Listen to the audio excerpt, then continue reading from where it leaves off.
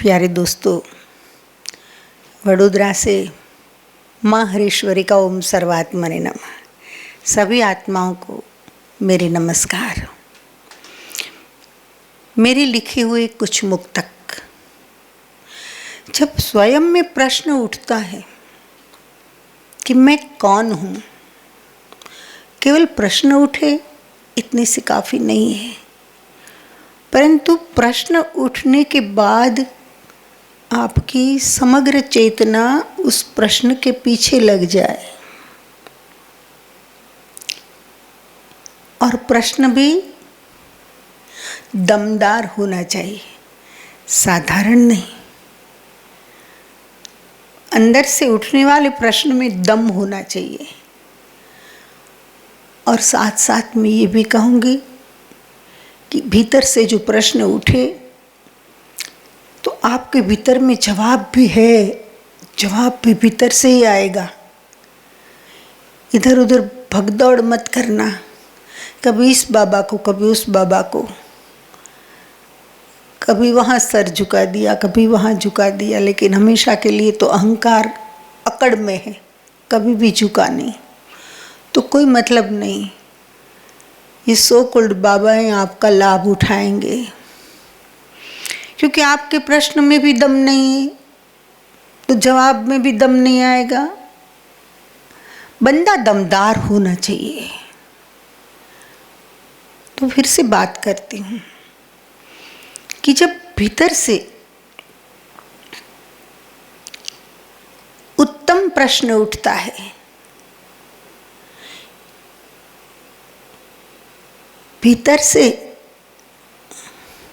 आत्म खोज करनी पड़े ऐसा प्रश्न जब उठता है,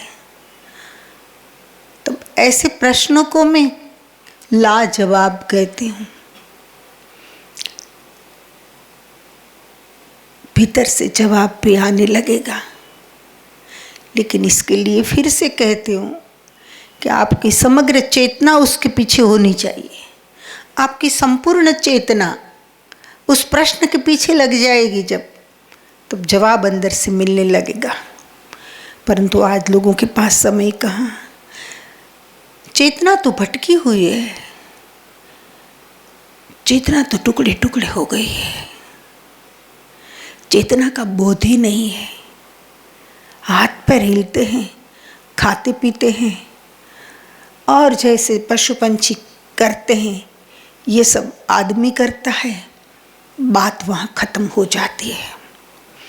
दोस्तों, मनुष्य की एक विशेष पहचान है, क्योंकि उसमें विशेष शक्तियाँ हैं, संपूर्ण इंद्रियाँ हैं, संपूर्ण क्षमता है। इसलिए मनुष्य को श्रेष्ठ कहा, हमारे शास्त्रों ने, पुराणों ने, वेदों ने श्रेष्ठ कहा। लेकिन कोई आपको कितना भी श्रेष्ठ कह ले, आप ही लघुता ग्रंथि से पीड़ित है कि मैं पापी हूँ, मैं नीच हूँ, मैं दुष्ट हूँ, मैं बहुत साधारण हूँ, तो इसमें कोई बाबा आपकी मदद नहीं कर पाएगा। सावधान। भीतर से जब प्रश्न उठे और ये प्रश्न गहरी प्यास में से उठा हो, आग में से उठा हो,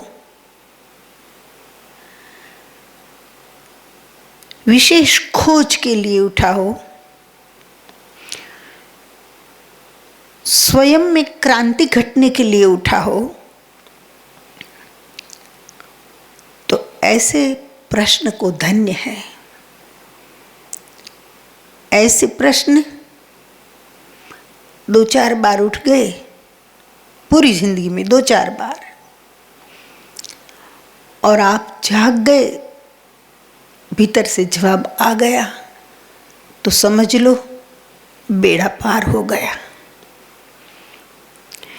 ऐसे ही कुछ प्रश्न मेरे मन में उठते थे, कुछ लोगों को भी उठते थे मेरे बारे में, लेकिन लोगों के लिए कुछ कहना ये एक बात है, और स्वयं में से प्रश्न उठे और स्वयं के द्वारा जवाब देना, और वह जवाब भी सटीक हो, जवाब में सत्य भरा हो, जवाब में कल्याण भरा हो, जवाब में आनंद भरा हो, समझ के साथ जो जवाब आया हो, ऐसे जवाब को भी धन्य है।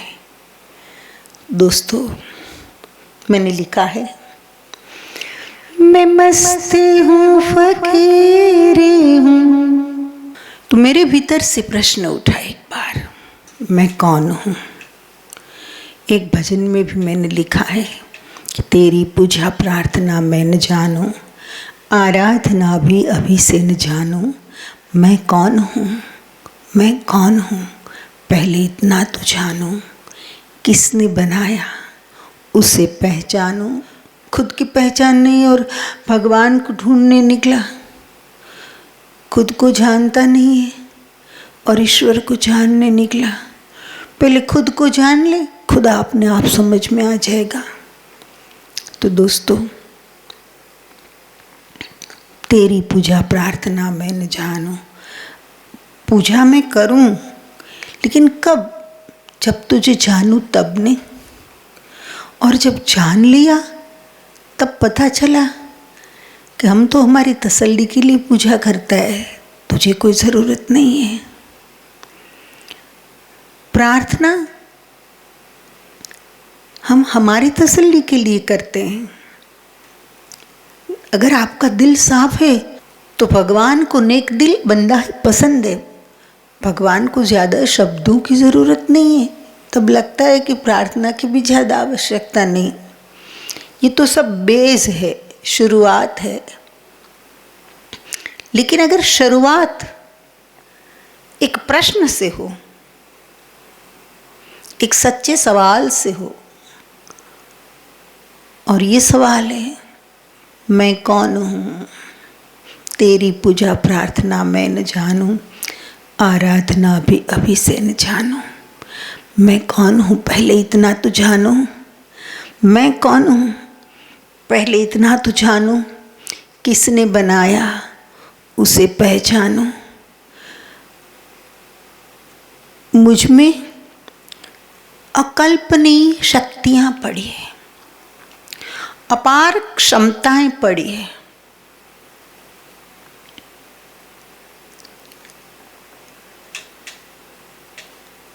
अनेक सद्गुणों से मैं भरा हूँ। ईश्वर ने मुझे दिल खोल के दिया है, बहुत कुछ दिया है। तो फिर रोना किसका कि मेरे पास ये नहीं है, मेरे पास वो नहीं है। इसका मतलब तो ये हुआ कि आप चीज़ों के लिए पैदा हुए हैं। मनुष्य जन्म केवल चीज़ों को इकट्ठे करने में, बस इकट्ठा जो किया है उसे भुगत नहीं पाया पूरी तरह से, और जैसे आराम चला गया। तो तेरी पूजा प्रार्थना मैं न जानूं, आराधना भी अभी से न जानूं। तेरी पहचान ही नहीं है तो आराधना करो किसकी? किसकी आराधना करूं? तो दोस्तों, आराधना भी अभी से न जानूं। मैं कौन हूं, पहले इतना तो जानूं। किसने बनाया उसे पहचानूं। मैं कौन हूं, पहले ये तो जानूं।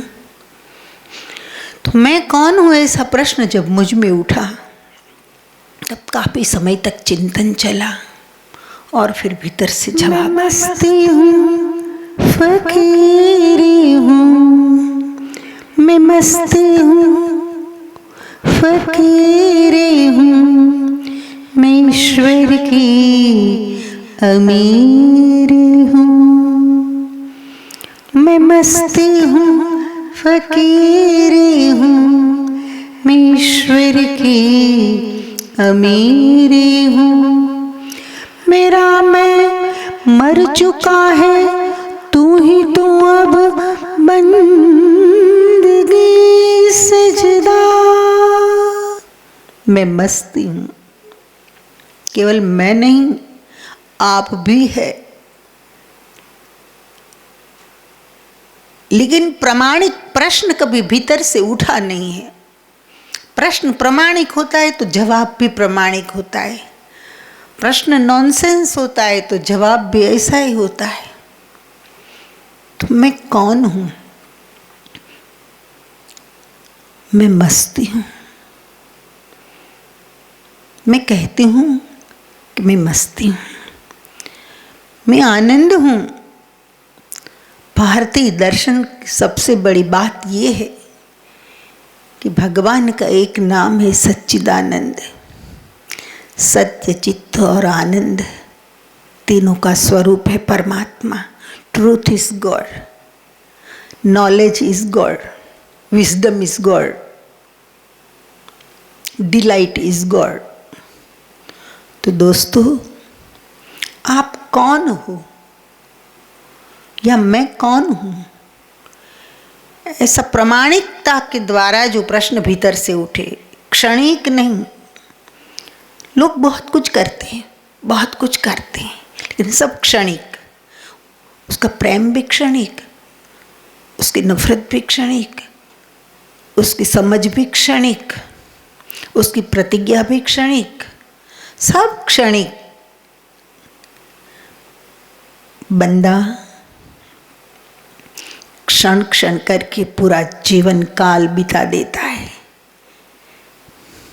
लेकिन कुछ ठोस की अनुभूति नहीं कर सकता। अगर आपको गहन और सत्य अनुभूति करनी है तो क्षणिक नहीं,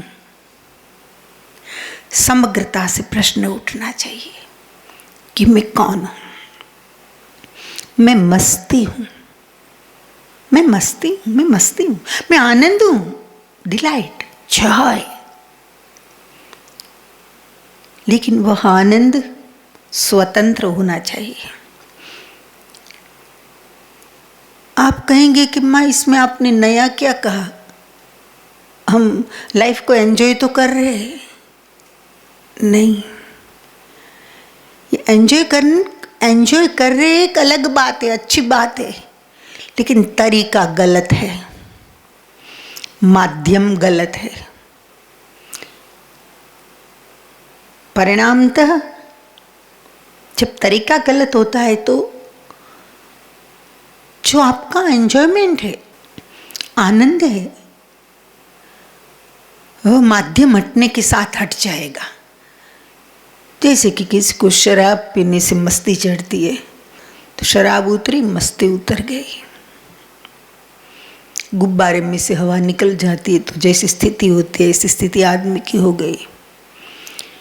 किसी का रस नारी में है, नारी हाथ में से निकल गई, मस्ती निकल गई।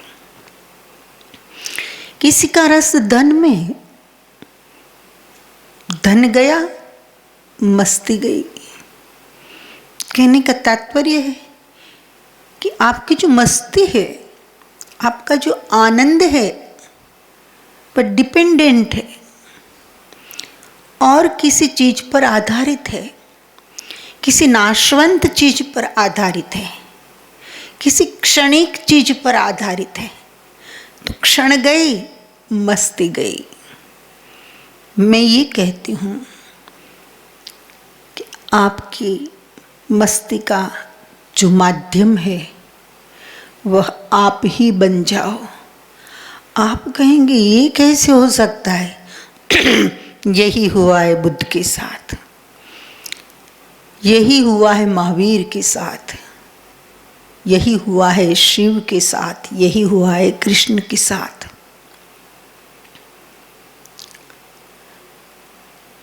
दोस्तों, शिव को आपने देखा होगा नाचते हुए, नटराज की मूर्ति आपने देखी होगी।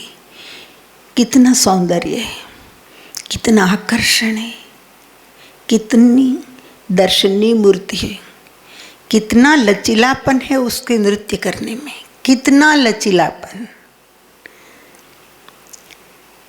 शंकर के लिए कोई और माध्यम नहीं है, स्वयं के नृत्य में खो गए हैं। तो मैं ये कहती हूँ कि आपकी मस्ती का माध्यम स्वयं होना चाहिए। आप जब ये स्थिति आएगी तब नाशवंत में से आप शाश्वतता का अनुभव करोगे और फिर नाश की क्षण भी आएगी, मृत्यु की क्षण भी आएगी, तो वह क्षण छोटी पड़ जाएगी और आपने बहुत अद्भुत और बड़ा जीवन जी लिया, ऐसा एहसास होगा। मृत्यु का कोई अफसोस नहीं होगा। तो सावधान। मैं मस्ती हूँ, फकीर हूँ, मैं मस्ती हूँ, मैं मस्ती हूँ, मैं मस्ती हूँ, मैं मस्ती हूँ, फकीर हूँ, मैं मस्ती हूँ, फकीर हूँ, मैं ईश्वर की अमीरी हूँ। मैं मस्ती हूँ। एक बंदा नाच रहा था, बीच बाजार नाच रहा था। उसने कुछ जान लिया था, कुछ अनुभूतियां हो गई थी, कुछ झलकियां मिल गई थी, तो नाच रहा था। लोग हंसी उड़ाते थे, मजाक करते थे, वो बेफिक्र था, कोई ध्यान नहीं दे रहा था।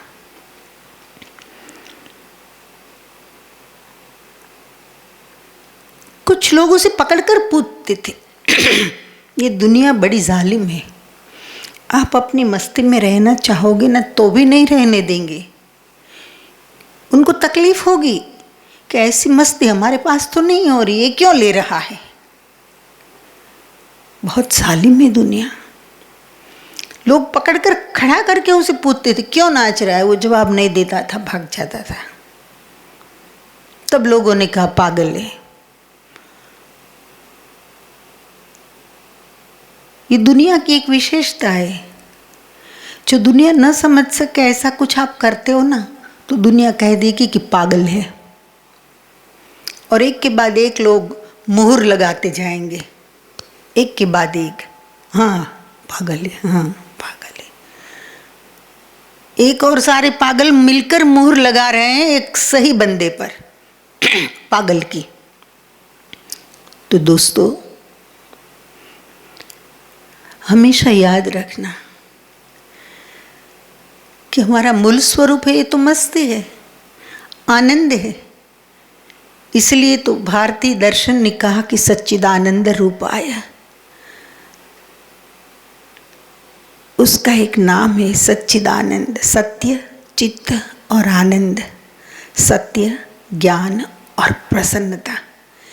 गीता में कृष्ण ने भी कहा, प्रसादे सर्व दुखानां हानिरस्योपजायते, प्रसन्न चेतांसि आशु बुद्धि परिवतिष्ठते। प्रसादे सर्व दुखानां हानि, प्रसन्नता से सर्व दुखों की हानि हो जाती। दुखों की हानि, लोग सुखों की हानि कर रहे हैं, लेकिन प्रसन्नता, मस्ती दुखों को दूर कर देती है, दुखों को खत्म कर देती है। मैं मस्ती हूँ, फकीर हूँ, मैं मस्ती हूँ, फकीर हूँ। मैं बात कर रही थी, एक बंदा नाचता हुआ जा रहा था, लोग पकड़ पकड़ कर पूछते थे, जवाब नहीं मिलता था, लोगों ने मुहर मार दी, पागल है। बोला वो बंदा छुटकारा हो गया, चलो पागल तो पागल, छोड़ तो दिए, ऐसा कहकर भी। बहुत दिन तक ये सिलसिला चला। एक बड़ा प्यारा दृश्य उसके सामने आया, जो नाच रहा था उसके सामने, उसकी ही उम्र का कोई एक दूसरा बंदा भी नाच रहा था। दोनों ने एक दूसरे को देखा तो दोनों की मस्ती दुगुनी हो गई। दोस्तों, आप मगर मस्त है और कोई मस्त मिल जाएगा, मस्त कलंदर मिल जाएगा, तो आपकी मस्ती दुगुनी हो जाएगी। और अप्रसन्न लोग, उदास लोग उदासीनता बढ़ाएंगे, आपकी प्रसन्नता खत्म हो ऐसा उनका प्रयास होगा, क्योंकि वह +1 उदासी में +1 करना चाहते हैं। नहीं, सावधान रहना। किसी भी मूल्य पर अपनी मस्ती को हम खंडित न करना चाहें, किसी भी मूल्य पर। और बड़ी सबसे बड़ी बात यह है कि सबका मूल्य लगता है, केवल मस्ती का मूल्य नहीं लगता। आप सुख के कोई भी साधन खरीदने जाएंगे, अगर जेब भरी नहीं है आपकी तो आप वापस लौट जाएंगे। आपको मजबूरन वापस लौटना पड़ेगा। आपको एसी लेना है, फ्रिज लेना है, टीवी लेना है, जो कुछ भी, मोबाइल लेना है, जो कुछ भी सुख के साधन जिसको आप प्रसन्नता मान बैठे हो, आपकी गलतफहमी हो रही है, ये चीज़ें लेने जाओगे आप, हर चीज में पैसे, मूल्य पैसों का है। आपकी मस्ती का 2 कौड़ी का भी मूल्य नहीं। आप जाओगे एसी खरीदने, कहोगे कि मैं तो गर्मी में भी बहुत मस्त रहता हूँ, तो मेरी मस्ती, इतनी मस्ती को देखकर एक एसी तो दे दो। आपको पागल कह के निकाल देंगे दुकान में से। कहने का तात्पर्य ये है कि मस्ती जैसी दिव्य चीज तो नहीं कह पाएंगे उसे, अवस्था, तो मस्ती जैसी मस्त अवस्था परमात्मा ने हमको बिना मूल्य दिया है। बहुमूल्य चीजें ईश्वर ने हमको बिना मूल्य दिया है, मुफ्त में दी है। कह दिया कि मैंने तुझे धरती पर भेज दिया, मैंने साथ में बहुत कुछ तुझे दिया है। पैदाशी फकीरी, पैदाशी, दिगंबर वस्त्र नहीं पहनते, दिगंबर संत होते वो, दिगंबर ब्रह्मचारी की दीक्षा होती है सनातनी परंपरा में, वह वस्त्र नहीं पहनते। तो बोले मैंने तुझे तो जन्म से फकीरी दे दी।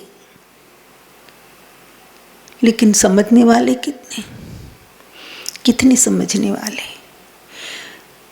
बच्चे का जब जन्म होता है तब तो बहुत इनोसेंट होता है, लेकिन जैसे जैसे जैसे बड़ा होता जाता है वैसे दुनिया उसे ज़रूरत नहीं है ऐसे संस्कारों से उसके मन को संस्कारित करती रहती है।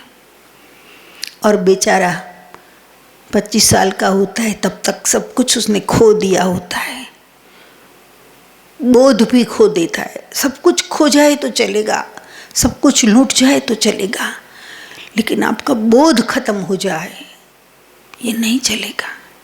नहीं चला लेना खुद के साथ। तो दूसरा नाचता हुआ बंदा जब मिला तो दोनों की मस्ती दुगुनी हो गई। कोई वार्तालाप नहीं, कोई चर्चा नहीं, जरा सी आंखें मिली, थोड़ी सी हंसी का आदान प्रदान हुआ, दोनों मुस्कुरा दिए, दोनों ने एक दूसरों को समझ लिया कि हाँ ये मेरे जैसा है, मेरी अवस्था में है, मेरी अवस्था जैसी इसकी अवस्था है। और दोनों फिर अपने अपने रास्ते। तो मैं मस्ती हूँ, फकीरी हूँ। मैं कौन हूँ? मैं फकीरी हूँ, मैं स्वयं सन्यास हूँ। ईश्वर को गौरव होना चाहिए आपके जीवन से। सम्यक न्यास इति सन्यास। सन्यास का अर्थ क्या? न्यास का अर्थ है त्याग। सम्यक न्यास, सम्यक रूप से त्याग करते जाना चीज़ों का, यह है सन्यास। और मैं कहती हूँ कि कपड़ों से सन्यास पूरा नहीं होता, माला लटका लेने से सन्यास पूरा नहीं होता। सन्यास तो एक प्रोसेस है। मेरे साथ बहुत कम लोग सहमत होंगे, मुझे पता है, लेकिन कोई बात नहीं, नहीं सहमत हो तो कोई बात नहीं। लेकिन मुझे जो कहना है, मेरा जो अनुभव है, मैं आपके साथ शेयर तो करूँगी। नहीं मानना है तो मत मानना, और अगर मानना है तो थोड़ा मेरी बात पर पहले सोचना, ब्लाइंडली मत मान लेना। तो दोस्तों, मैं मस्ती हूँ, मैं फकीरी हूँ। फकीर यानी सन्यास। मैं कहती हूँ मैं स्वयं सन्यास हूँ। तो सन्यास कोई विधि नहीं है, सन्यास कोई माला पहन लेने से नहीं आता है, सन्यास केवल वस्त्रों से नहीं होता है। मैं कहती हूँ sannyas is a process. It is going on and on and on and on, moment to moment. एक एक क्षण में सन्यास विकसित होता जाता है, धीरे धीरे धीरे धीरे धीरे। तब जाकर कोई बंदा प्रबुद्ध बनता है, कोई बुद्ध बनता है। वस्त्र पहन लिए और सन्यासी की भीड़ में +1 हो गया। ठीक है, एक संप्रदाय बड़ा ज़रूर होगा, लेकिन इसे ये नहीं कह सकते हैं कि सन्यास पूरा हुआ। सन्यास तो एक प्रोसेस है, वो प्रोसेस कभी बंद नहीं होनी चाहिए आपके जीवन में। कपड़े भगवे पहन लिए, लेकिन वो प्रोसेस जो बंद हो गई, मोमेंट टू मोमेंट, एक एक क्षण में सजग रहने की, एक एक क्षण में कुछ सीखने की, एक एक क्षण में कुछ त्यागने की, सम्यक त्याग मतलब योग्य रीत से, सही रीत से, मोमेंट टू मोमेंट क्या त्यागना है, क्या छोड़ना है, क्या छोड़ने योग्य है, क्या मैंने पकड़ा है, मेरे मन ने क्या पकड़ा है, मेरी बुद्धि ने क्या पकड़ा है, मेरा अहंकार किस किस बहाने बाहर आता है। ये सारी सोच को मैं सन्यास की प्रोसेस कहती हूँ। मैं मस्ती हूँ, फकीरी हूँ, मैं ईश्वर की अमीरी हूँ, मैं ईश्वर की अमीरी हूँ। आगे मैं कौन हूँ? एक तो मस्ती हूँ, फकीरी हूँ। फकीरी और मस्ती का बड़ा गहरा संबंध है। एक आता है तो दूसरा आ जाता है, दूसरा आ जाता है तो पहला भी आ जाता है। उसे ही फकीरी कहते हैं सच्ची, इसे सच्चा सन्यास कहते, सच्ची साधुता कहते। मैं ईश्वर की अमीरी हूँ, मैं परमात्मा की अमीरी हूँ। आप कह सकते हैं ऐसा सीना ठोक के कि हाँ, मैं ईश्वर का वैभव हूँ। ईश्वर बड़े बड़े बंगले हो, बड़ी बड़ी गाड़ियाँ हो, बड़े पद पर आप बैठे हों, इससे अमीर नहीं है। ईश्वर ये नहीं देखते हैं कि कौन सी कुर्सी में बैठे हो, कौन सा ओहदा आपका है। ईश्वर ये नहीं देखते। ईश्वर ये देखते हैं कि तुझ में कहीं मीरा की नूपुर की झंकार, मीरा की घुंघरू की झंकार बजी। जब मीरा के घुंघरू की झंकार बजती है तब ईश्वर कहते हैं कि हाँ, ये मेरा वैभव है। जब कोई बुद्ध आधी रात को सब कुछ छोड़कर निकल जाता है स्वयं के भीतर उतरने के लिए, फकीरी जाग उठती है एकदम, तब भगवान कहते हैं हाँ, ये मेरा वैभव है। कोई नामदेव जब कीर्ताल बजाता हो और अपने में मस्त हो तब ईश्वर को लगता है हाँ, एक और रत्न ये मेरे खजाने में आया। तो दोस्तों, ऐसी मस्ती, ऐसी फकीरी आप में होनी चाहिए कि आप ईश्वर का वैभव बन जाओ। दुनिया में जब मीरा नहीं आती है, दुनिया में जब बुद्ध और महावीर नहीं उतरते हैं, दुनिया में जब राम और कृष्ण नहीं दिखते हैं, तब ईश्वर गरीब हो जाता है। भगवान की भगवत्ता है ये सब। मैं तो 2-3 नाम गिने चुने बताया, ऐसे तो हजारों नाम है। भक्तमाल ग्रंथ को पढ़ो, अनेक भक्त हुए, अनेक संत हुए, अनेक सन्यासी हुए, अनेक ज्ञानी हुए।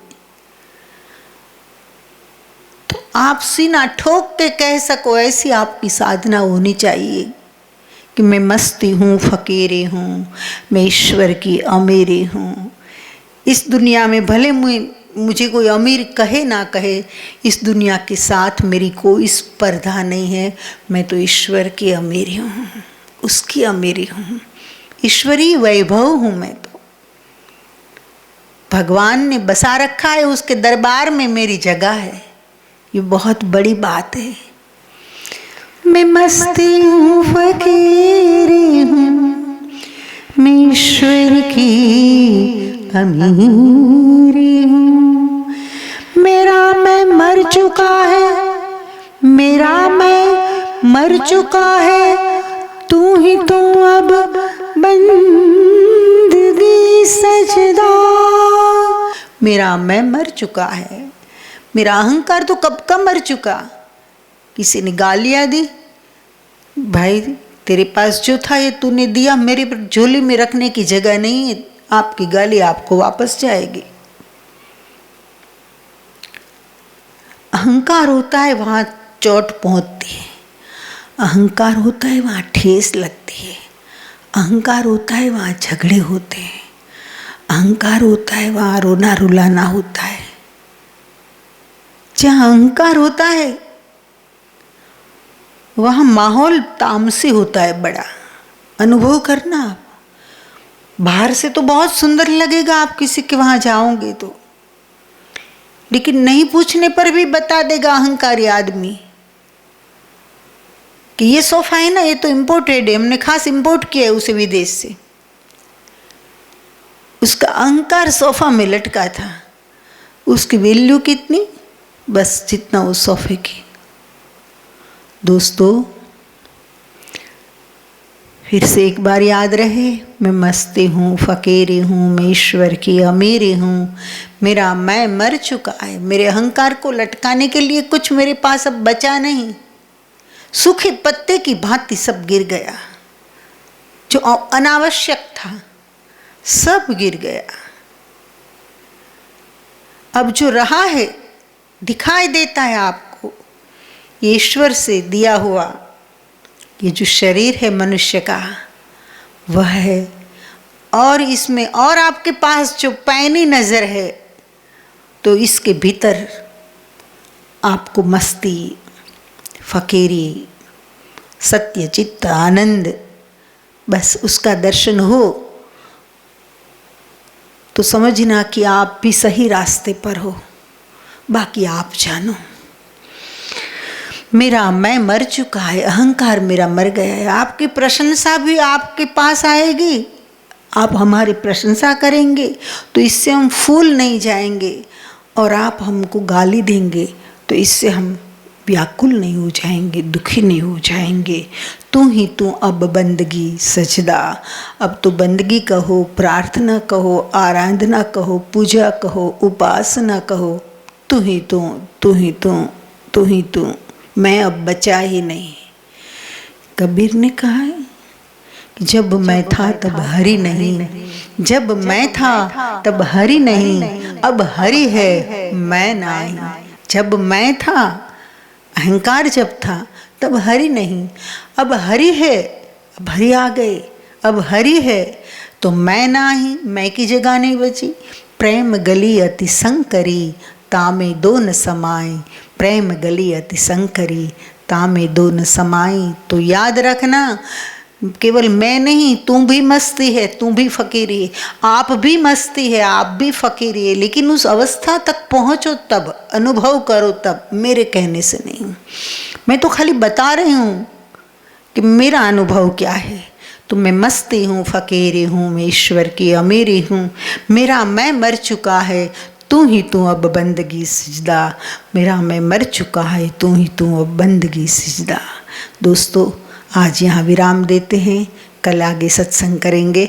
धन्यवाद, नमस्कार।